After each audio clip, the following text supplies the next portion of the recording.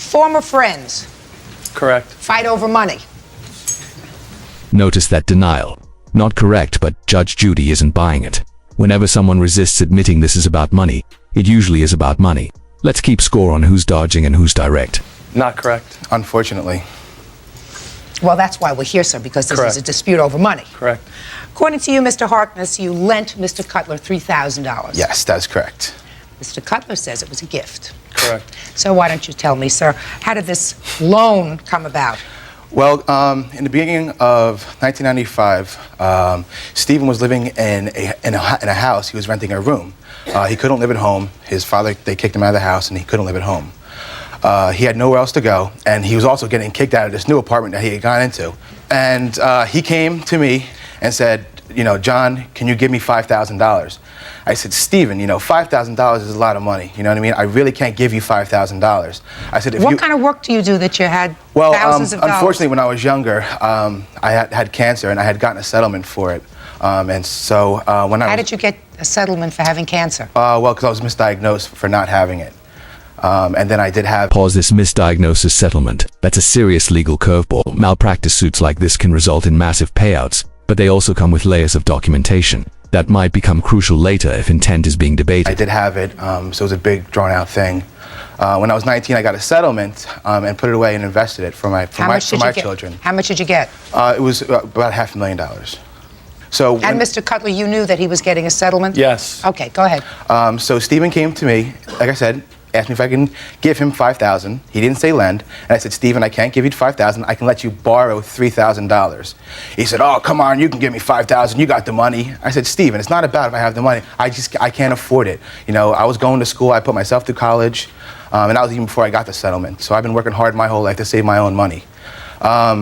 He said, come on, please, please, please. You know, I said, all right, listen, I can let you borrow $3,000, but you got... Here's a key moment, he says borrow.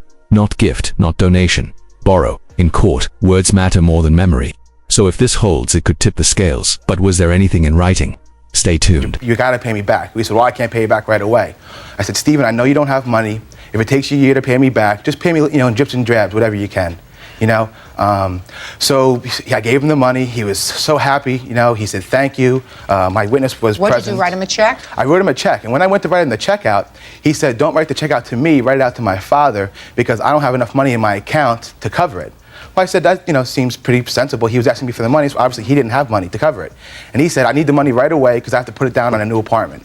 So I said, "No problem." I wrote the check out to his father so his father could cash it. After I gave him the money, I saw him less and less over the next 6 months.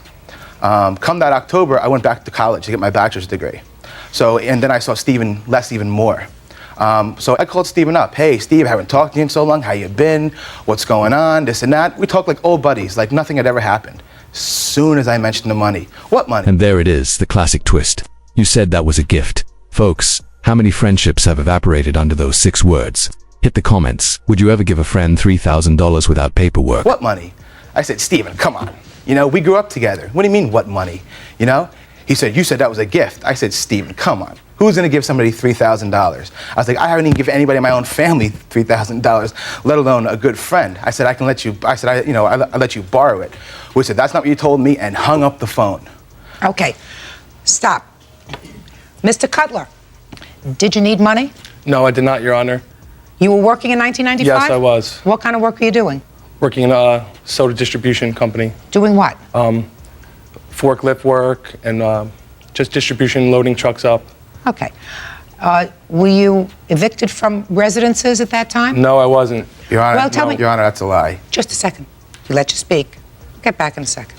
You don't deny that he transferred, I'm not going to say gave, loaned, or whatever, he transferred $3,000 to you for your benefit. Yes, Judge Judy's tone here. That's courtroom code for cut the fluff. I'm zeroing in. Legally, even if it was transferred with good intentions, the nature of the transaction still matters, and we're about to hear his version. Yes, you did. Yes, you did.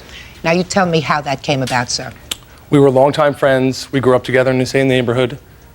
And I knew John was getting a settlement, and he said to me, he said, Steve, he said, if I ever get a large settlement, he says, I'm going to take care of you and George Altz because you guys been my best friends for so many years.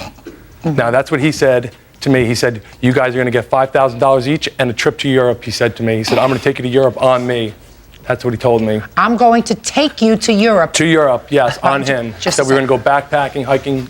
So did through you ever Europe. do that? No, we didn't. No, we Okay. didn't. Wet Europe backpacking. This just turned into a friendship fantasy itinerary, but no trip ever happened. So the real question is, was that Europe dream just emotional leverage, or a promise with legal weight?